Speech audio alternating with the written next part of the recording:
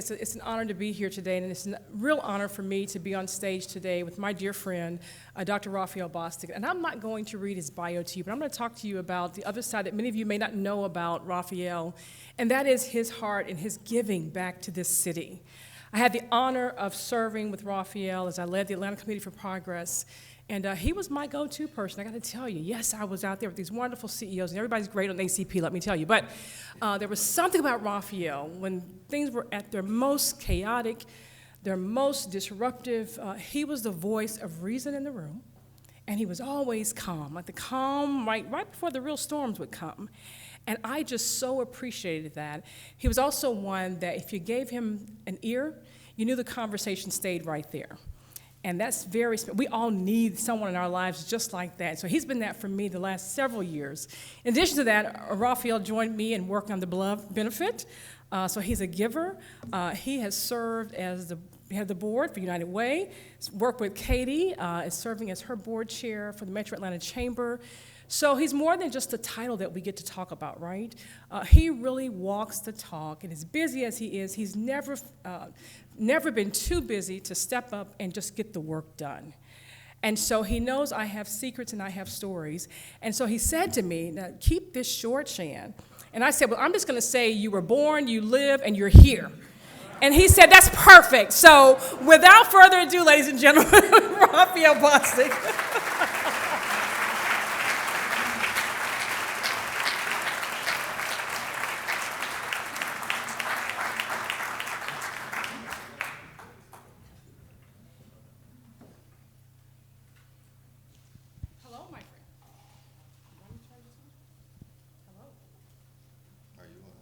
I think I'm on now. Are you on? I think so, yes. Wonderful. I'm ready to channel my inner Oprah. I love it. I love it. I love this moment. I love this microphone. But more importantly, I love being here with you, Raphael. There's so much we want to talk about. All these people showed up for you today. You know that, right? Because I heard something about this. Yeah, we want to hear what you have to say. Yeah. We got a lot to talk. We got a war going on. We've got inflation. We've got interest rates. We've got all this stuff, labor shortages. We've got supply chain issues. So a lot that we need you to talk with us about today. So I'm going to have a few questions here that I want to ask. Then I'm going to open the floor to the audience. So audience, I'm going to try to be brief because you all know I can be long-winded. I'm a pastor's kid. I love this microphone. So let's just jump right in here. Jump right in here, Raphael. So to start, can you give us a quick business or layperson explanation of the Federal Open Market Committee's latest policy actions and the path ahead? So what do we have to look forward to? So first of all, good afternoon, everyone. It's good to see you all. I want to thank you for dealing with the change in schedule and having us move from January to May. You all still came out anyway, so that's good. On a rainy day. I also want to say congratulations to Bill. This well-deserved award. You've done so much for this club.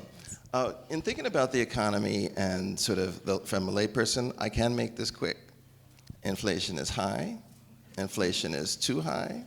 And we need to do things to bring it down. And so what you've seen from our committee over the last several months is the beginning of that process. You know, we started this year still in an emergency position, right? The pandemic brought a lot of pain and uncertainty into the economy. We moved quickly to make sure that monetary and financial markets were not going to be a source of additional disruption and pain. We didn't know how long that was going to last, and so we wanted to make sure that when we started pulling back, we had an opportunity for the economy to credibly stand on its own feet. I think it's pretty clear that the economy can, and when that became the case, we started moving with our interest rates. So we've got two policies. The interest rate is our main policy trigger. We were basically at zero. We've now moved about to 1%, and I think we've got a little more to go over the next several months. And again, with the goal being inflation has got to come down. Right now it's in the 5 or 6% range. Our target is 2% in the inflation space, though that's not close. Right, so we've got to get it back down to that. We're going to do whatever we can in that regard. We're also going to start reducing the size of our balance sheet. That was another area where there was a lot of concern about the ability of our financial markets to function. I think it's pretty clear they can function as well, and so we need to pull back from that and make sure that that we are as engaged as the economy needs, and not, and I think it leads a lot less now than it did at the beginning of the pandemic. Wonderful. You walked right into my second question, which was around what are the things that you're weighing, right? As you look, 3 months out, maybe even 6 to 12 months out, are there other things that you're thinking about? So, one of the things that we try to do at our building, or in our building, is really focus on the underlying fundamentals that are driving the dynamics. So when you think about price is the intersection of supply and demand.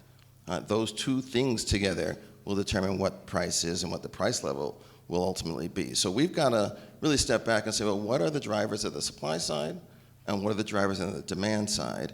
And in particular, what we know now is that when prices are accelerating, that means you've got more demand than you have supply. And there are lots of different reasons why that can happen. One of the things that's very interesting in today's economy is that the dynamic that's driven that is really different than what you historically see. Usually you historically see the markets being very tight, labor markets being tight, and businesses, because they have to push to try to always get more profits, start taking more risks. And they start getting much more further out there into the extreme, and that extreme, then when it comes back on itself, leads the economy to contract or move backwards.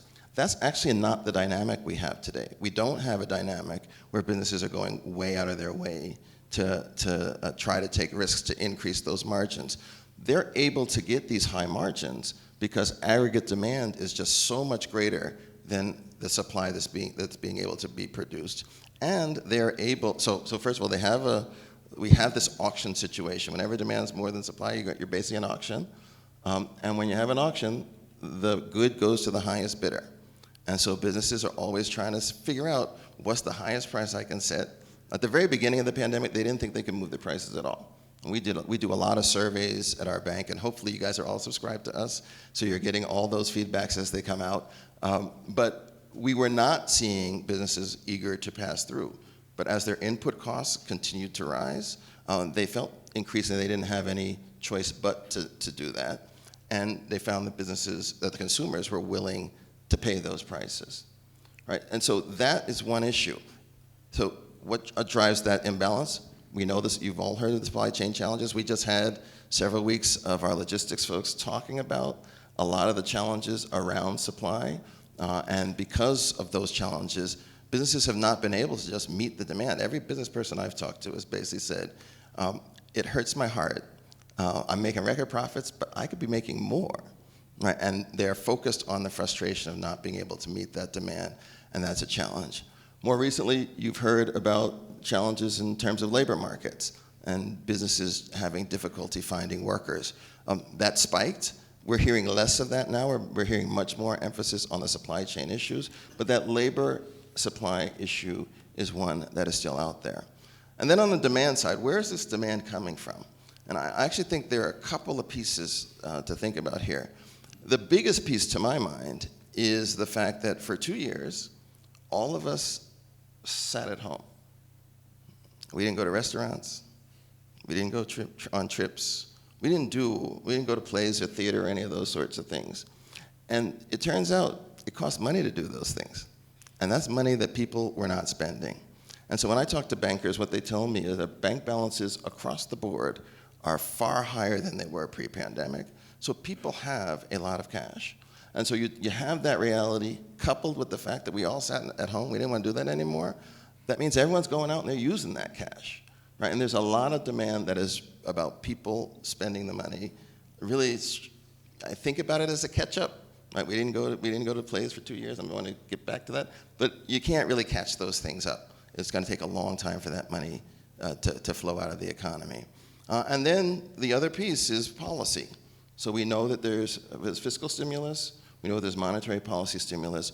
All of these things were designed to really minimize the amount of damage that the pandemic caused. The phrase I use is create a bridge from before the pandemic to after the pandemic and have families and households and businesses as close to where they were before, after.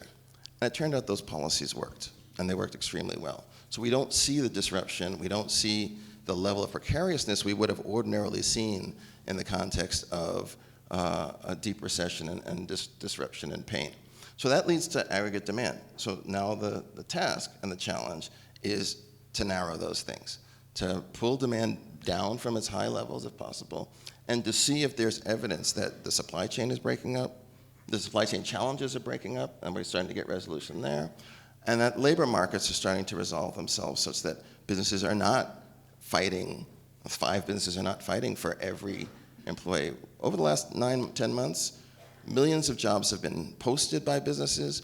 They're only filling about 60% a month, right? Which means that there is a lot of basically auction for workers in the same way that you have auction for goods.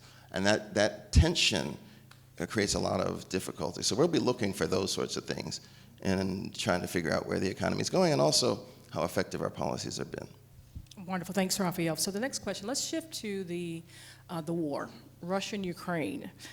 So we've seen, to your point about the price increases around certain foods and commodities, even in the energy space. So do you foresee, two-part question, do you foresee that as the war continues, those effects will lessen, number one? And number two, how much of a drag on the economy do you foresee the war being or becoming? So your perspective on that.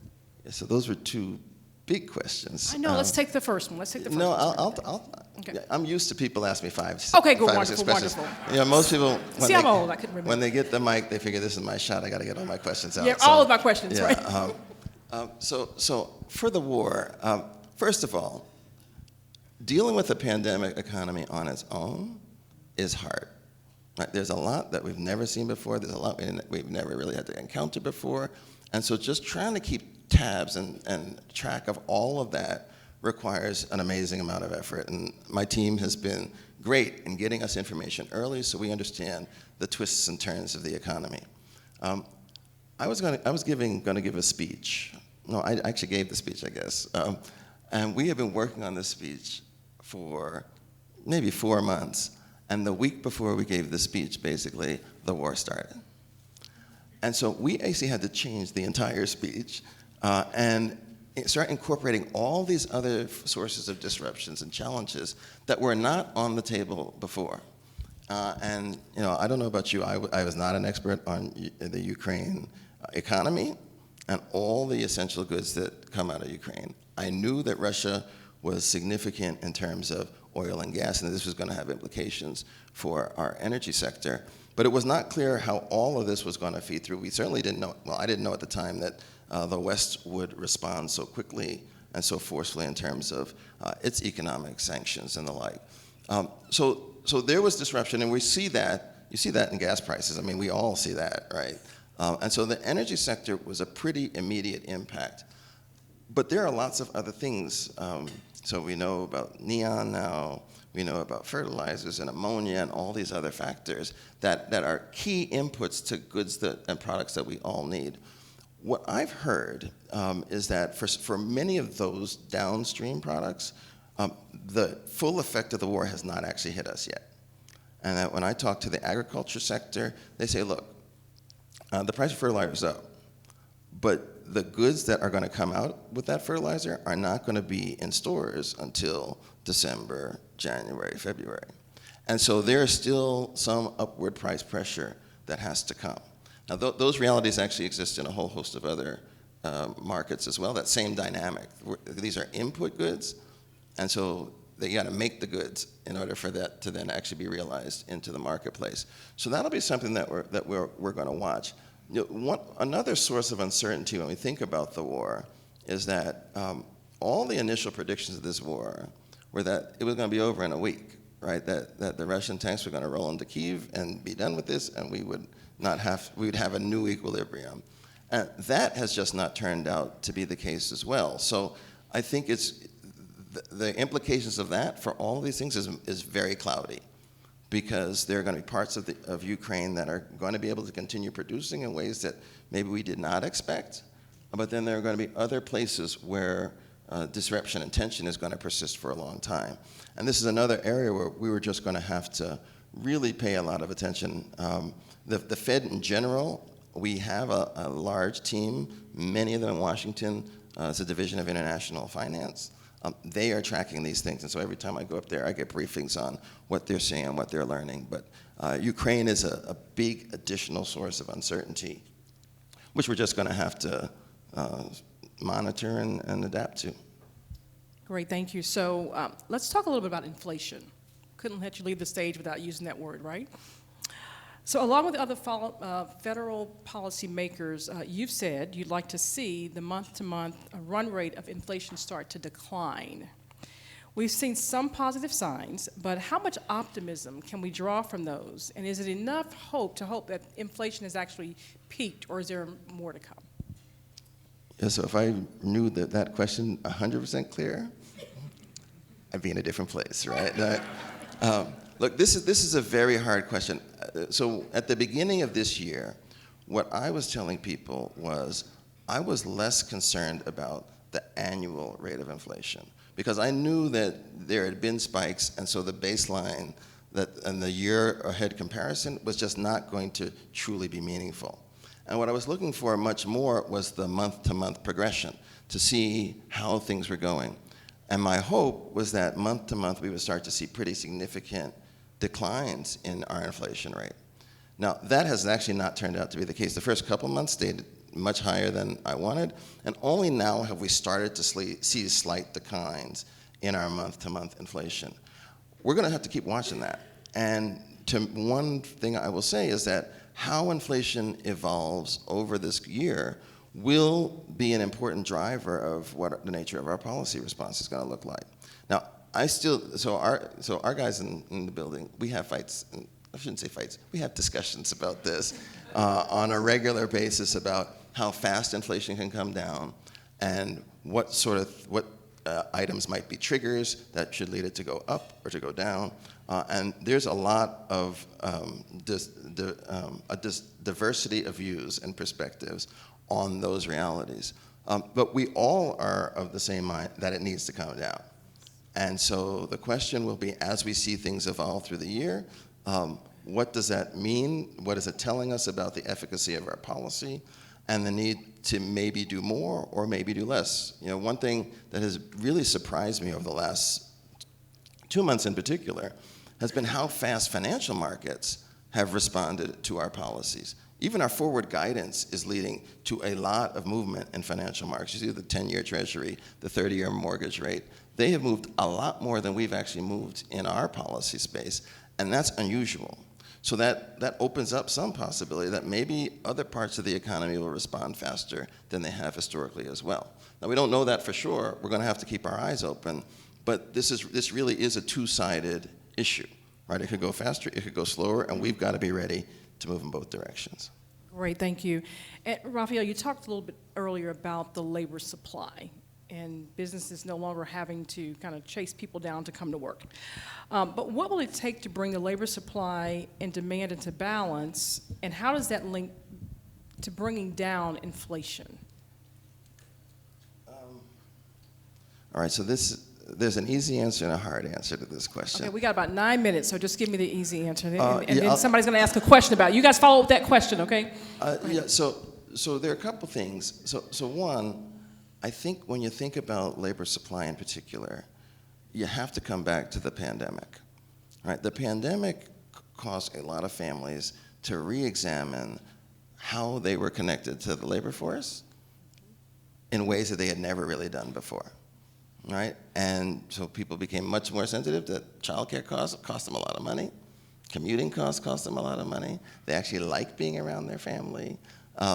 The work conditions that you have actually matter. So maybe it's not worth it to get like $9 an hour for being in a hot place where you don't have benefits or any of those sorts of things. And families across this country are all doing that recalculation as we speak. And some are going to decide that they're going to go in more or maybe in a different way. Others are going to decide, no, we're not going to do this. And you actually saw some of this. We had this surge of early retirements. A lot of that was calculation. People started doing the math, started thinking about quality of life. I don't really want to do that anymore. And now, though, you're seeing some of those retirees actually come back as labor markets conditions have changed and that calculus has changed. So we have a very, very dynamic labor supply situation, and much of it is a function of COVID and families changing their position relative to COVID.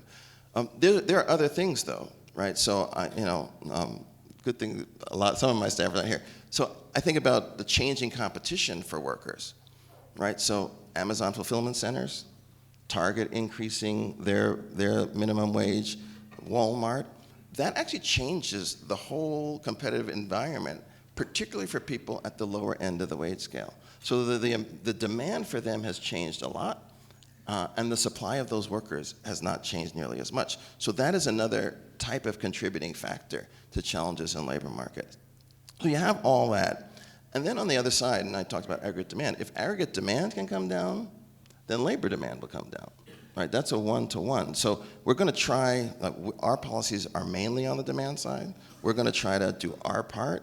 And my hope, I try to be optimistic. No, I don't. I am optimistic.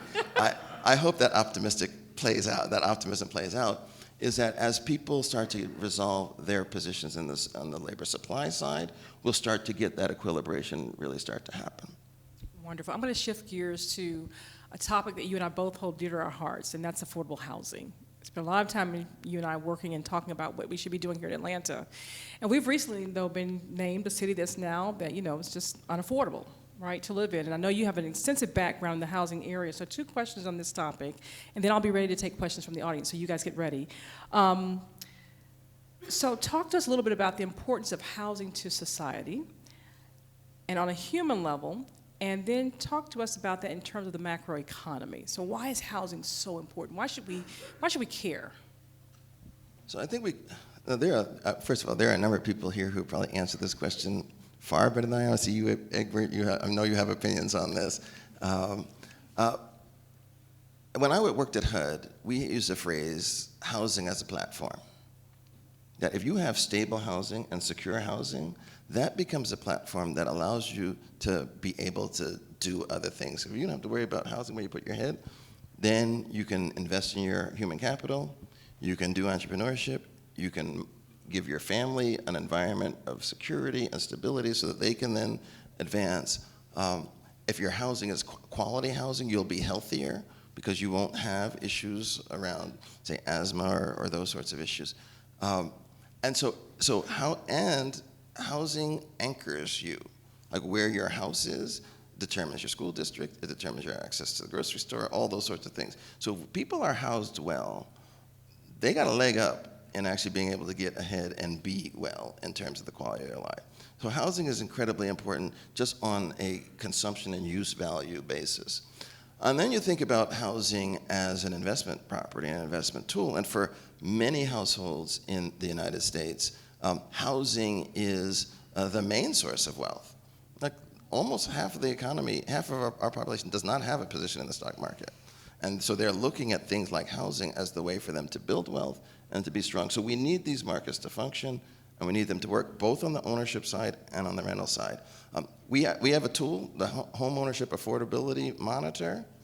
You guys should all watch that as well. We do this, we track affordability for every market in the United States, and Atlanta's going the wrong direction. There are a number of reasons for this, but we need to make sure we're providing supply, producing supply, and to the extent possible, seeing that supply come into the market at multiple price points, and not just at the high end. Because if it's just at the high end, then you're just pushing the pain down. It's going to be harder, not easier, for those with fewer means.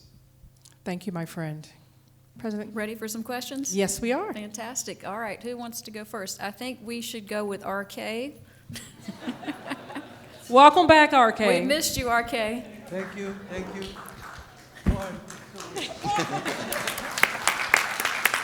RK, you got a mic. Microphone.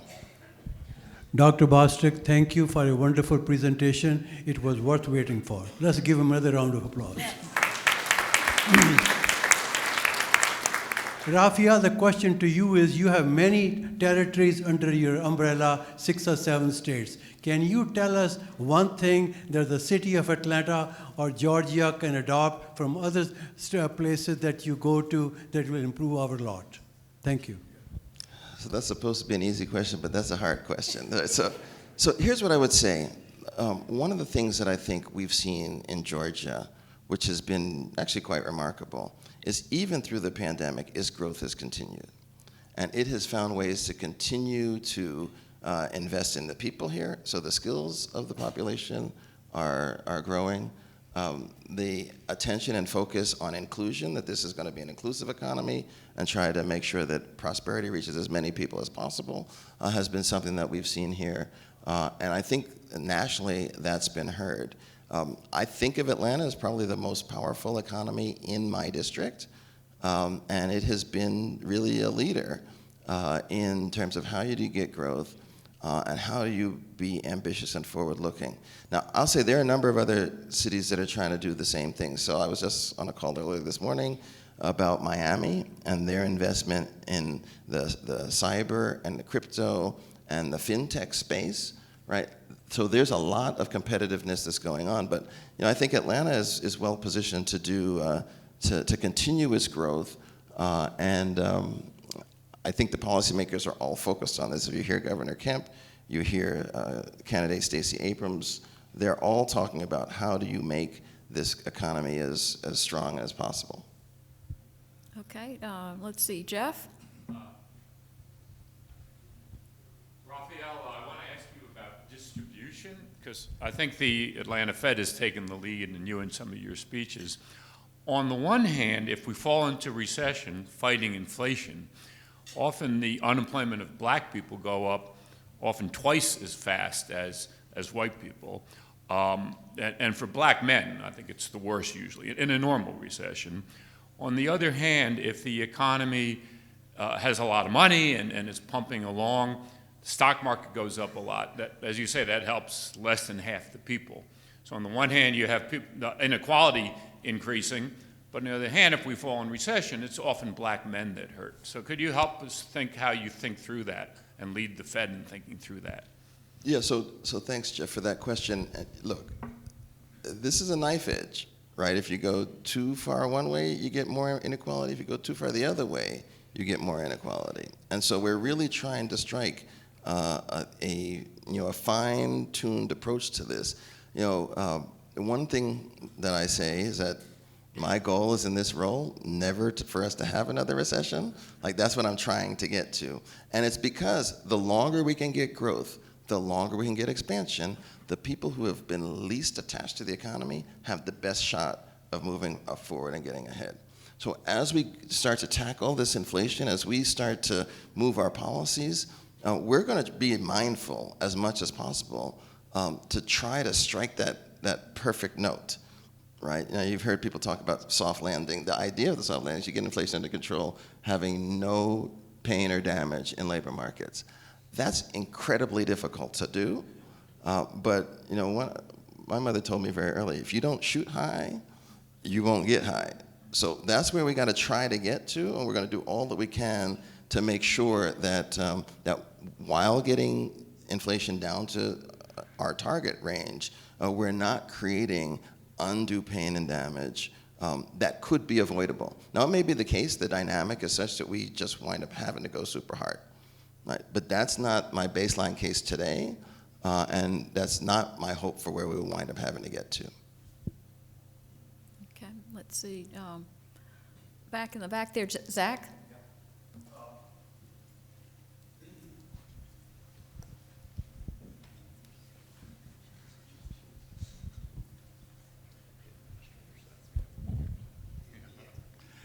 Mr. Bostic, my question is, how high does inflation have to get to significantly impact Social Security? And will Social Security be able to handle the increase in inflation that we're seeing now? Well, I thought you were going to a totally different place than that. So there are a lot of dimensions on this. So one, Social Security is a contract between the federal government and the American people, right? And if they're going to break that contract or change it, there's going to be a lot of discussion around that. I actually think inflation is not going to be a driving force in that. I think it'll be a bunch of other things that will matter in terms of how that plays out. Now, inflation will have implications for how many people are in the workforce versus are not, and the choices that people make for what they consume, how much they save, all that kind of stuff, and what Social Security provides them in terms of an adequate level of support, right? And those things are real in terms of the demands on Social Security. What I would say is, my goal and our collective goal is to try to make sure inflation leaves the list of things that people worry about. If we can get it back down to our target as quickly as possible, then it will have no implication or impact on people's expectations for what prices are going to be a month from now. And in that context, then it will have no impact on what they feel they need in terms of income at any particular level or point in time. And ultimately, that's where we want to get to. We want the basic functioning of the economy to just be invisible to people so that they don't feel like they have to make special decisions or choices on a month-to-month or week-to-week basis because they don't know where the price is going to be, or they're afraid that milk is going to be too high, or all those sorts of things. So my hope is that we're going to do what we need to do. No, I'm going to say this differently. We're going to do what we need to do, and hopefully inflation will come to heel relatively fast, so that this does not become something that weighs on people for too long. Okay, I think there's a question down here in the front. Yeah, we should just give him. You just had. Raphael, thank you so much. So a few of us had a conversation with Dennis Lockhart a few weeks ago, and I also agree that we're not in a stagflation type of environment. But for the middle America, not the lowest bracket, but the 40-somethings, they have some kids, they have a good paying job. What are some leading indicators that may indicate that they're under financial stress or having problems? I'm in the lending space, and we watch a lot of the credit quality very, very closely.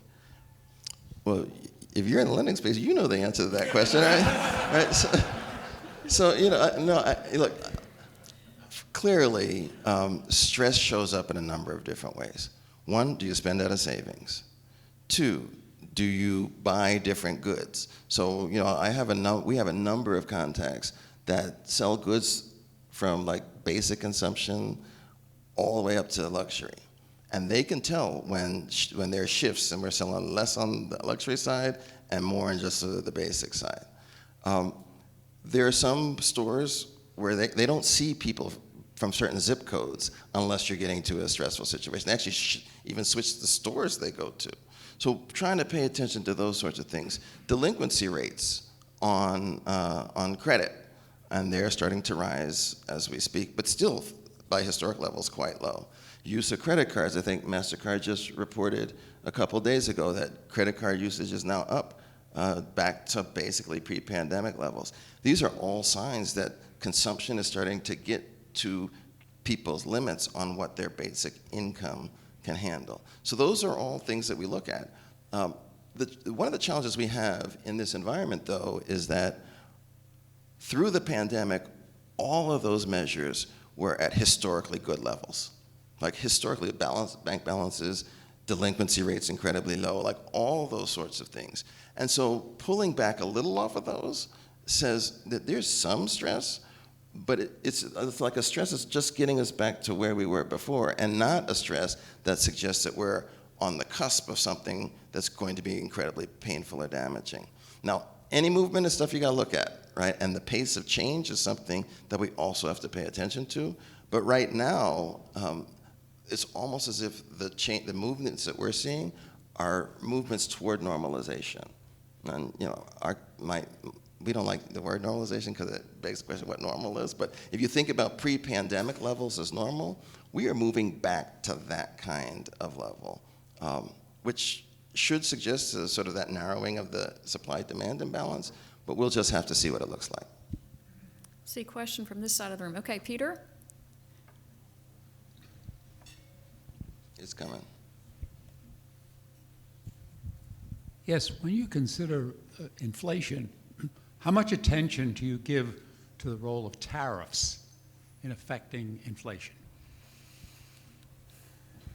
So that's a good question. This perhaps could get us in a little bit of a technical space, right? So Don't do it. No, I'm kidding. Go ahead. Answer the question. no.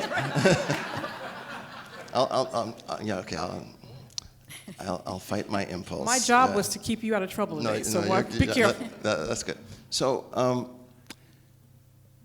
inflation is a rate of change of prices over time, right? So it's how much did the price increase as we've moved over time.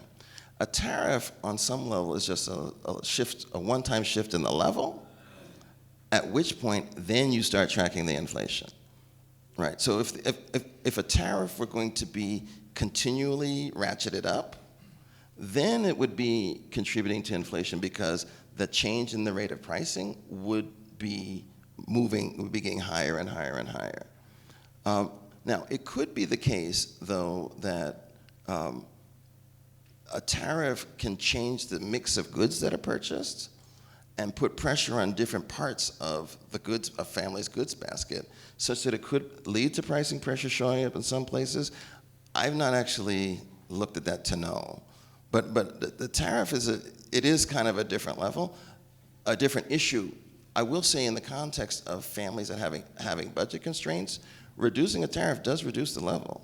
So the tension and the stress on that budget constraint is lower, but it won't be lower because it's bringing inflation down. It's lower because it's taking that step level change in a price, which is really a different thing. I think we have one last question. Martha, did you have your hand? No? Oh, you got it? Okay, last question. Who's out there? Let's see. Oh, there you go, Bruce.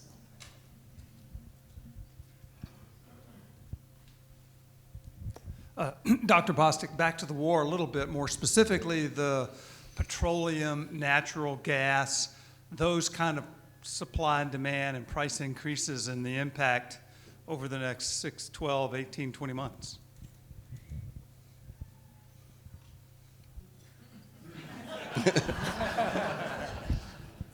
Yeah, I didn't. I'll just talk about it. So there are at least two interesting aspects on this that I think we need to consider. So one is how much capacity do we have to increase above what we're producing right now? Right? We know that through geopolitics there's been this separation such that providers of goods that are in certain parts of the world or in certain countries are not going to be accessible for us. Right? And so the question is, to what extent can we backfill that?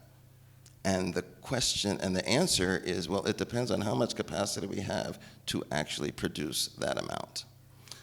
When I talk to energy folks in our district, what they tell me is that the amount of excess capacity is relatively small. If you think about natural gas, for us to get natural gas to Europe, you have to have basically these plants that can cool the gas down, bring it into liquid form so that you can load it onto a ship, and then that ship can transport. We are at full capacity of those today, right? And so we don't have the ability to increase really the amount of natural gas that we can move over to Europe to backfill those sorts of things. So we very much have to think about sort of what kind of investments are possible and where is there excess capacity to try to mitigate all of these things. And then the second dimension is really what are our options in terms of changing the mix of energy sources that we use, and maybe potentially shifting to places where there is excess capacity. And from what I hear and when I talk to business leaders, the challenge with that is that those shifts are not easily done in a 2-month period or a 5-month period. Those require major investments such that you're going to wind up having some level of tension in these markets for more extended periods of time. On the backside, you wind up, if you do it well, in a more resilient space, but there is a transition, and that transition is going to be a period where you're potentially going to have disruption, and a lot of volatility. And I think you're seeing a lot of that volatility in how markets are playing out today. Raphael and Shan, hearing your perspective is absolutely one of the highlights of our year. Thank you so much.